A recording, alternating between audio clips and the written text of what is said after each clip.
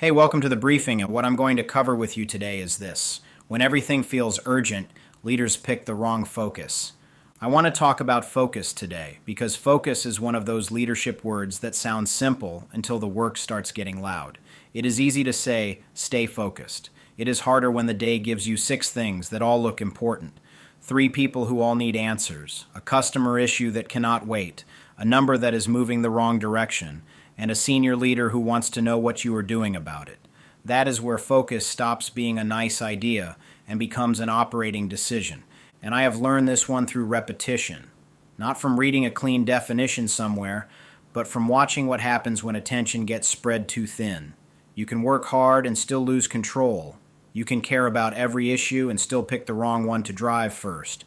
You can have a full list, a full calendar, a full inbox, and a full team in motion, and still not have the main effort clear. That is the part leaders have to respect. Activity can hide poor focus. When everything feels urgent, the risk is not always that the leader does nothing. A lot of leaders do plenty. They check in with everyone, they start chasing updates, they create a new tracker, they tell one person to handle the customer issue, another person to fix the schedule, another person to clean up the handoff, another person to review the report. The room starts moving. The day gets busier. The leader can feel like momentum is building. But momentum in 5 directions is still scattered pressure. That is where focused assessment matters. Focused assessment is not about pretending the other problems do not exist. That would be careless. It is about deciding where concentrated attention creates the most control first. That word matters. First. The leader is not saying only one issue matters. The leader is saying, this issue deserves the main effort because if we improve it, the rest of the situation becomes easier to control. That is a different way to think. Under pressure, leaders often try to prove they are engaged by touching everything. I understand that pull. I have felt that pull. When the situation is crowded, part of you wants to show that nothing is being ignored. But the work does not always need you to touch everything. Sometimes it needs you to identify the one pressure point that keeps creating work for everyone else. If you miss that, you may solve around the issue all day and never apply force to the thing actually creating the damage. Picture this in a retail environment. Monica is a district manager responsible for 12 stores across a busy metro area. One store has started slipping. Sales are down. Complaints are up. Inventory accuracy is weaker than it should be. The assistant manager looks worn out. 2 shift leads are arguing about closing responsibilities. The store manager keeps saying staffing is the issue. The team says the schedule changes too often. Customers are irritated because checkout lines are long, and the regional leader wants a correction plan by the end of the week. Now, if Monica walks into that store without discipline, everything will try to grab her attention. The front end is backed up. The back room has a delivery sitting half processed. The sales floor has gaps. A new employee is asking basic questions during peak traffic. The assistant manager is frustrated. The store manager wants more labor hours approved. Every piece has a reason to matter. That is what makes the moment hard. The problem is not that Monica cannot see enough. The problem is that she can see too many things at once. This is one of the quiet traps of leadership. Visibility can fool you. You think more visibility automatically means better control, but that is not true. A leader can see more and still focus poorly. You can have all the problems listed out in front of you and still choose the wrong main effort. That is why a wider read eventually has to narrow into a focused move. If it does not narrow, the team stays busy but not aligned. The loudest issue in Monica's store is the customer complaint pattern. That is what senior leadership sees.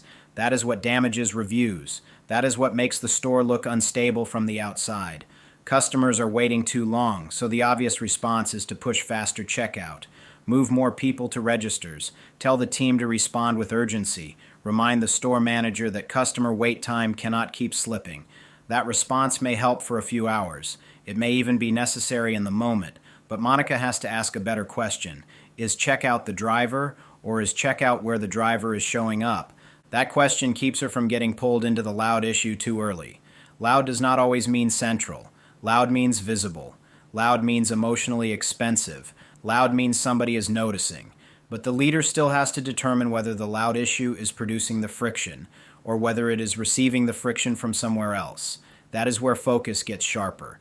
So Monica steps back and maps the crowded field in plain language. Checkout lines are long. Inventory is inaccurate. Delivery processing is behind. The sales floor has gaps. The schedule keeps shifting. The assistant manager is overloaded. Shift leads are not aligned. New employees are not ready for peak traffic. That list could turn into 8 separate fixes if she is not careful. Fix checkout, fix delivery, fix inventory, fix scheduling, fix communication, fix training, fix leadership alignment, fix morale. That looks productive on paper, but it would drain the team fast. A list of issues is not the same as a focus. That is the line I want you to hear. A list gives you visibility. Focus gives you leverage. And the leader has to decide where attention can create the most leverage first. Monica watches the store flow for a couple of hours. She does not just listen to the complaints. She watches how one problem turns into another. The checkout line grows when the assistant manager pulls experienced employees away to process the delayed delivery. Delivery is delayed because the closing shift did not complete the backroom reset. The reset is inconsistent because the shift leads disagree over who owns final inventory prep before close. When that does not happen, the morning team starts behind. The assistant manager begins the day in recovery mode. The front end loses support. Customers wait. Then the whole issue gets labeled as staffing, service, or speed. Now the focus is different. The front end line is still real. The customer frustration is still real. The staffing pressure may still matter, but the friction point is starting to show itself. The store does not have a clear closing ownership standard for backroom reset and next day readiness. That issue is feeding several visible failures. That is what focused assessment is looking for. Not the loudest problem, not the easiest problem. The point where one weak condition creates repeated downstream damage. That is where leaders gain control. Monica does not need to declare that every other issue is irrelevant. She simply chooses the first main effort, closing reset ownership and next day readiness. That becomes the focus because it affects delivery processing, morning readiness, assistant manager workload, front-end coverage, customer wait time, and inventory reliability. One focus point touches multiple consequences. That is leverage. Now think about what would happen if she picked the wrong focus. If she focuses only on checkout speed, the team may move faster for a few days, but the store still starts the morning behind. If she focuses only on staffing, she may add labor without fixing how the work is being handed off. If she focuses only on inventory accuracy, she may increase counts while the reset problem keeps recreating errors. If she focuses only on the assistant manager, she may blame the person absorbing the daily friction instead of correcting the condition that keeps feeding it. That is how leaders burn effort without creating control. I have had to learn that scattered correction wears people down. It can feel responsible because every issue is getting attention, but the team experiences it as constant shifting. Today the focus is customer service. Tomorrow it is inventory. Then it is scheduling. Then it is accountability. Then it is communication. Then it is training. The team starts moving from one concern to the next without understanding the main effort. That creates fatigue. It also creates doubt because people can tell when leadership is chasing symptoms. Focused assessment protects the team from that. It gives the leader permission to say, I see the other issues, but this is the first point we are going to drive because it is creating the most downstream friction. That kind of statement calms the work. It gives people sequence. It tells them where to apply pressure. It also protects the leader from turning urgency into strategy. And that is a real danger. If the loudest issue becomes the strategy, the operation starts getting led by noise. The customer complaint matters, but it does not automatically define the driver. The senior leader's question matters, but it does not automatically define the focus. The team's frustration matters, but it does not automatically identify the best first move. Focused assessment is the discipline of sorting those signals without pretending they are all equal. Now let me be clear. Focus is not tunnel vision. Tunnel vision is when a leader locks onto one thing too early and ignores the rest of the field. Focused assessment is different. Focused assessment says, I can see the broader situation, and I am choosing the issue that deserves concentrated attention first. That is not blindness. That is sequence. Sequence matters because no team has unlimited capacity. No store, clinic, warehouse, office, classroom, program, or shift can absorb endless change all at once. When a leader tries to fix everything immediately, people get overloaded. The work gets fragmented. The follow-through gets weaker. Then the leader wonders why the corrections are not sticking. Sometimes they are not sticking because there were too many corrections competing for attention. That is why the key question is not, what else is wrong? You can keep answering that all day. The stronger question is, what needs focus first because improving it creates the most control?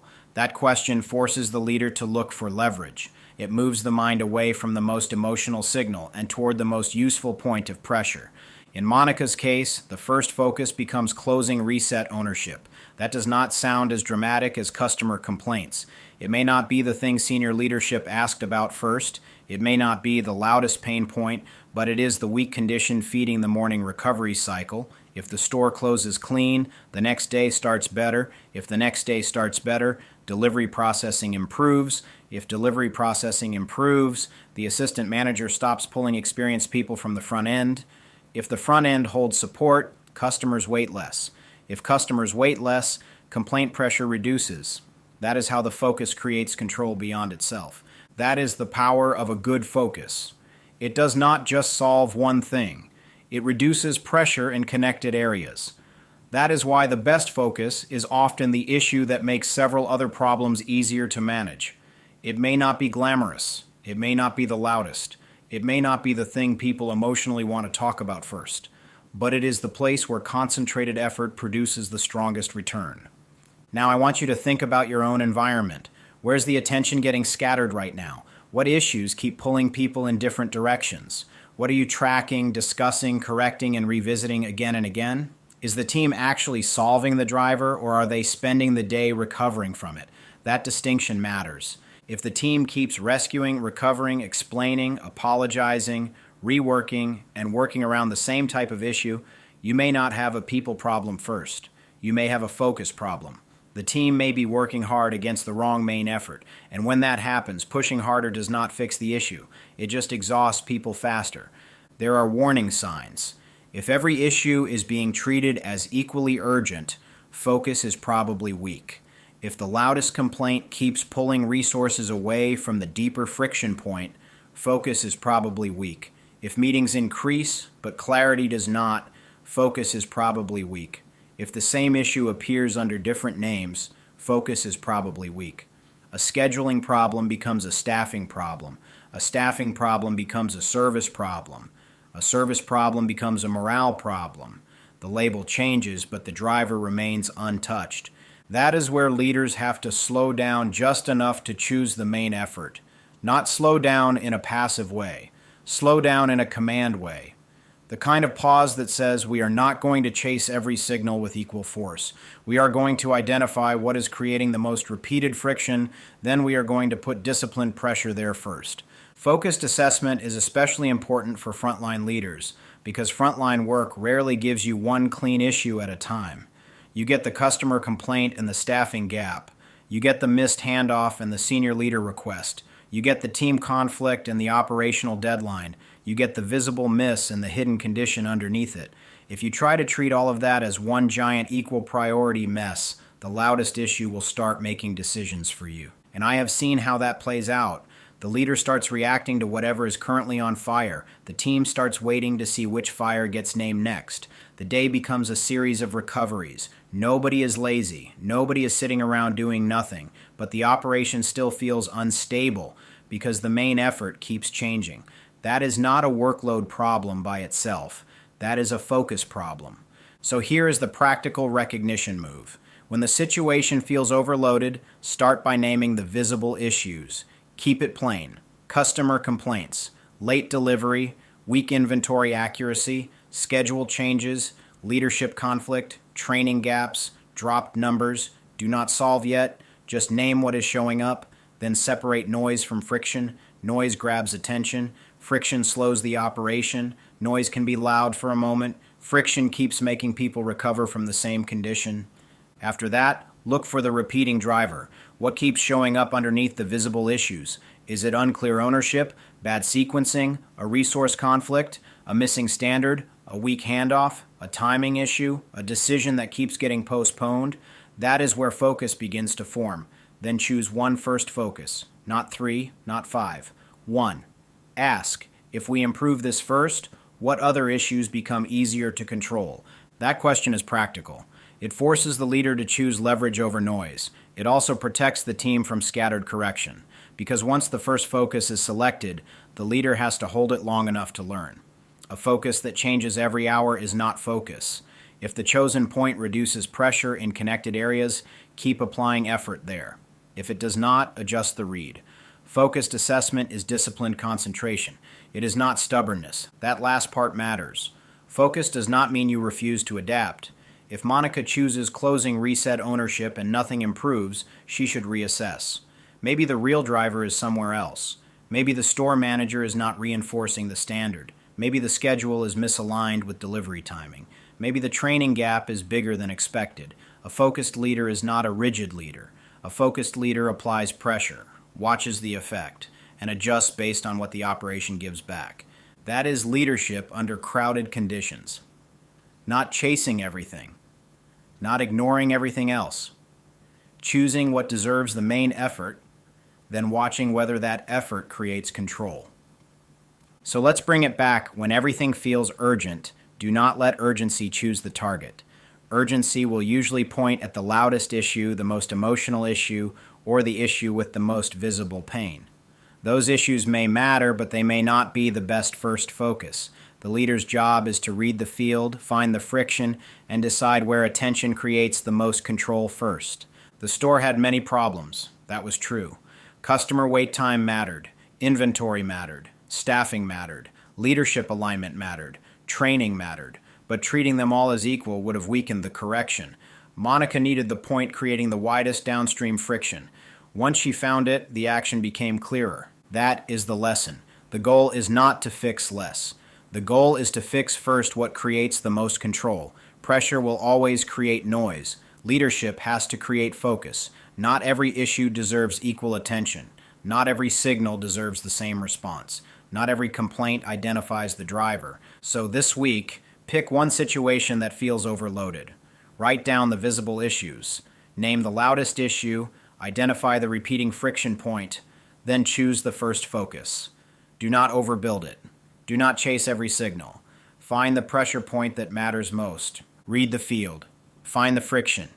Pick the focus. Then move with control. Thanks for listening to the briefing.